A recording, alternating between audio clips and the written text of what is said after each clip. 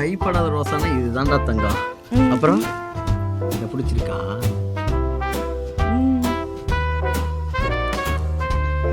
சரி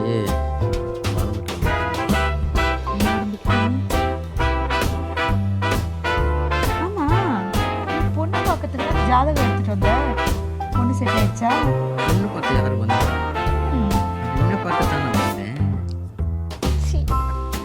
நீ பொண்ணு பார்க்கறதுக்கு தானே ஜாதகத்தை எடுத்துட்டு வந்த, பொண்ணு செட் ஆயிடுச்சா? பொண்ணுலாம் செட் ஆயிடுச்சு.